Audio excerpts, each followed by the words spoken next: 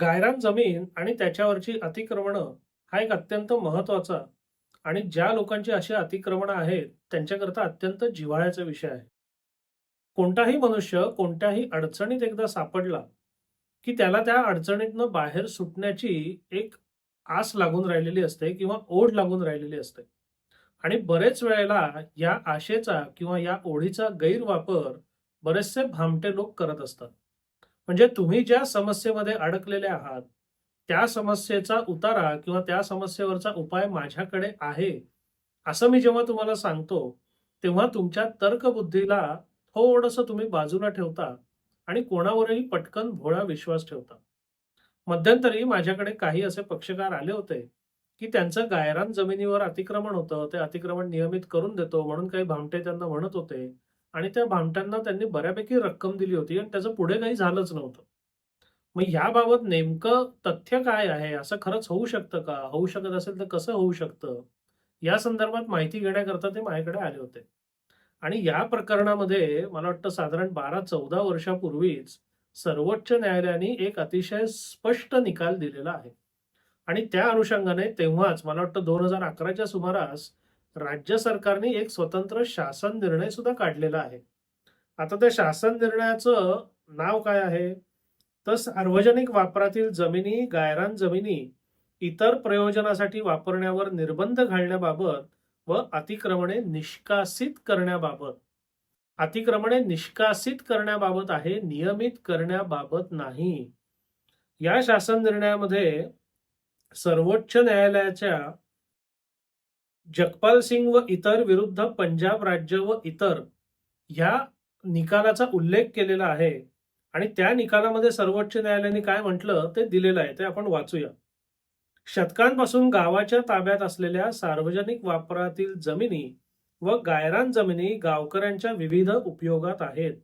जसे गुरांना पाणी पिण्यासाठी, धुण्यासाठी, तलाव, हंगामाचे धान्य साठवणुकीसाठी जागा, पाणंद रस्ते, वहिवाटीचे रस्ते, पीक मळणी, खेळणं, बैलगाड्या, जत्रा वगैरे वगैरे वगैरे. मोकळी जागा व स्मशानभूमी, दफनभूमी इत्यादी प्रयोजनांसाठी सुद्धा या जागा गावांच्या ताब्यात होत्या. या जमिनींची मालकी स्थानिक कायद्यानुसार शासनाकडे होती. शासनाने या जमिनींचे व्यवस्थापन ग्रामसभा, ग्रामपंचायतींकडे सोपवलं होतं.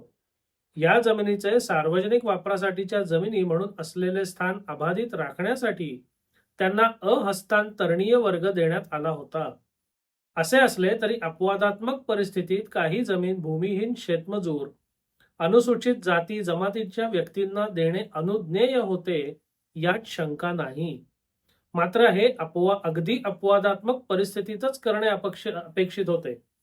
गावकऱ्यांच्या सार्वजनिक वापराच्या हक्कांचे इतक्या आस्थेने संरक्षण करण्यात आले होते, की काही कायद्यांमध्ये स्पष्टपणे नमूद करण्यात आले आहे, की या जमिनींची मालकी शासनाकडे असली तरी त्यामुळे गावकऱ्यांचे सार्वजनिक हक्क नष्ट होत नाहीत.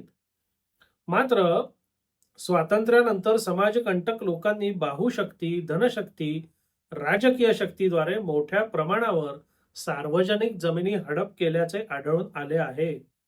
प्रशासनाचे हेतुपुरस्सर दुर्लक्ष आणि स्थानिक शक्तींच्या संगनमताने हे साध्य करण्यात आलंय.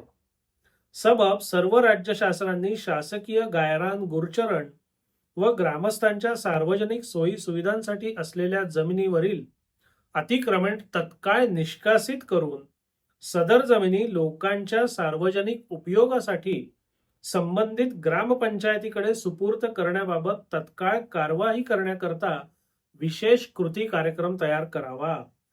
या कार्यक्रमाअंतर्गत संबंधित अतिक्रमणधारकांना कारणे दाखवा नोटीस देऊन संक्षिप्त सुनावणी घेण्यात येऊन त्वरेने अपात्र अतिक्रमणे निष्कासित करण्याची कार्यवाही करण्यात यावी. अशी अतिक्रमणे खूप कालावधीपासूनची आहेत किंवा त्यावरील बांधकामावर प्रचंड खर्च करण्यात आला आहे, अशा कारणास्तव कोणत्याही अतिक्रमणास संरक्षण देण्यात येऊ नये तथा अशी अतिक्रमणे नियमानुकूल करण्यात येऊ नयेत. ज्या प्रकरणात शासनाच्या निर्णयाद्वारे भूमिहीन शेतमजूर, अनुसूचित जाती जमातीतील व्यक्ती इत्यादींचे अतिक्रमण नियमानुकूल करण्याबाबत यापूर्वीच निर्णय घेण्यात आला असेल, अशी अतिक्रमणं तसेच शाळा, दवाखाना किंवा इतर सार्वजनिक प्रयोजनार्थ बांधकाम यांची अगोदरच अस्तित्वातील असलेली अतिक्रमणे वगळण्यात यावीत. आता या सर्वोच्च न्यायालयाच्या आदेशाच्या अनुषंगाने शासनाने पुढील प्रमाणे निर्णय घेतलेला आहे.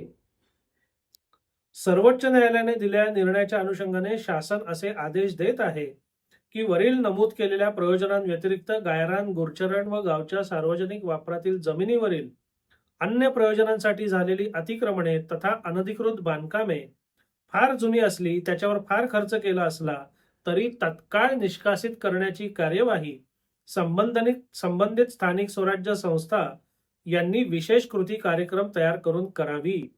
संबंधित तहसीलदार, बांधकाम विभाग, पोलीस प्रशासन यांनी त्यांना सर्वतोपरी सहकार्य करावे. सर्व संबंधितांना विभागांनी ही सामूहिक जबाबदारी म्हणून पार पाडावी. अशा जमिनीवर भविष्यात कोणतेही अतिक्रमण होणार नाही याची दक्षता सर्वांनी घ्यावी. यापुढे जमीन अथवा सार्वजनिक वापरातील जमीन फक्त केंद्र व राज्य शासनाच्या विविध विभागांमार्फत राबवण्यात येणाऱ्या सार्वजनिक सुविधा व सार्वजनिक प्रयोजन यासाठी अन्य जमीन उपलब्ध नसेल तरच त्याचा वापर किंवा विचार करण्यात यावा. गायरान, गुरचरण अथवा गावकऱ्यांच्या सार्वजनिक वापरातील जमीन कोणतीही व्यक्ती, खाजगी संस्था, संघटना यांना कोणत्याही प्रयोजनाकरता मंजूर करण्यात येऊ नये. म्हणजे हा निकाल आहे 2011चा आणि हा शासन निर्णय सुद्धा आहे जुलै 2011चा. म्हणजे सुमारे 12, 14, 15 वर्षांपूर्वी गायरान, गुरचरण जमिनी या संदर्भात सर्वोच्च न्यायालयाचा निकाल आलाय. त्यांनी हे स्पष्ट केलंय की बांधकाम आहे, खूप जुनं आहे, खूप खर्च झालाय वगैरे वगैरे काहीही जरी असलं तरी ते तुम्हाला नियमानुकूल करता येणार नाही. फक्त दरम्यानच्या काळात जर काही तुम्ही नियमानुकूल करून टाकलं असेल तर त्यांना बाकी सुरक्षा मिळेल. पण या निकालाच्या पूर्वी आणि या शासन निर्णयाच्या पूर्वी ज्यांचं गायरान किंवा गुरचरण जमिनीवरचं अतिक्रमण नियमानुकूल झालेलं नाही, आज रोजी त्यांचा त्या जमिनीवर ताबा आहे, घर आहे, बांधकाम आहे, जे काय असेल ते इथून पुढे नियमानुकूल किंवा नियमित करण्याचा कोणताही कायदेशीर मार्ग किंवा कोणताही कायदेशीर पर्याय किमान आज तरी अस्तित्वात नाहीये. आता सर्वोच्च न्यायालयाच्या या निकालाच्या अनुषंगाने कायद्यात दुरुस्ती होते का? ती सर्वोच्च न्यायालयात टिकते का? किंवा सर्वोच्च न्यायालयातच या निकालाच्या पुनर्विचारार्थ काही याचिका दाखल होतात का? त्यामध्ये काही सूट मिळते का? या भविष्यकालीन गोष्टींचा विचार करून त्या वेळेला तशी वेगळी एखाद वेळेस सुधारणा होऊ शकेल. पण गेल्या 15 वर्षात जे झालं नाही ते पुढे लगेचच होईल अशी किमान मला तरी आशा नाहीये आणि कोणीही अशी भोळी आशा ठेवू नका. म्हणून एक कायम लक्षात ठेवा की गायरान किंवा गुरचरण जमीन आणि त्याच्यावरचं अतिक्रमण नियमित करायची कोणतीही एकही संधी आपल्याकडे किंवा शासनाकडे आता नाही. त्यामुळे तुम्ही अडचणीत सापडलाय, तुम्हाला काहीतरी करून यातनं बाहेर पडायचंय, या तुमच्या मानसिक स्थितीचा फायदा किंवा गैरफायदा घेऊन जर कोणी तुम्हाला अशी लालूच दाखवत असेल, आशा दाखवत असेल तर त्या वेड्या आशेला बळी पडू नका. वेड्या आशेला बळी पडून वेळ, मेहनत आणि पैसा वाया घालवू नका. तुमच्याकडे जर कोणी असे भामटे आलेच तर त्यांना संबंधित कायदेशीर तरतुदी दाखवायला सांगा किंवा सगळ्यात उत्तम तू मला नियमानुकूल करून दे, नियमानुकूल करून झालं की तुझा जो काही मोबदला आहे तो मी तुला देईन, या तत्वावर त्याला तुम्ही काम देऊन टाका. त्यात तुमचं नुकसान काही होणार नाही. पण तुम्ही त्याच्याकडनं माहिती पण घेणार नाही. तुम्ही त्याच्याकडनं माहिती न घेता त्याला जर पैसे पण देऊन बसलात तर ते पैसे तुमचे बुडल्यात जमा आहेत. म्हणजे एकीकडे तुमचं जे अतिक्रमण आहे ते नियमानुकूल होण्याची काही शक्यता नाही, दुसरीकडे ते अतिक्रमण नियमानुकूल होण्याच्या वेड्या आशेने कोणता तरी भामटा तुमचं अजून आर्थिक नुकसान करू शकेल. म्हणून अशा भामट्यांपासनं, अशा स्कॅमरपासनं सावधान राहा. अशी कोणतीही कायदेशीर तरतूद किमान आज जानेवारी 2026 मध्ये तरी अस्तित्वात नाही.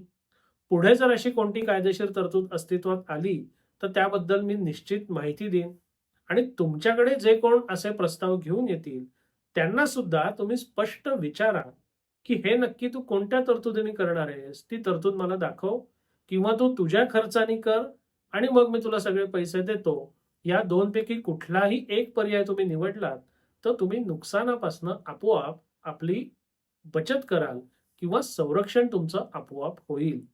हा विषय तुम्हाला कसा वाटला? हा व्हिडिओ तुम्हाला कसा वाटला? अवश्य कळवा. धन्यवाद.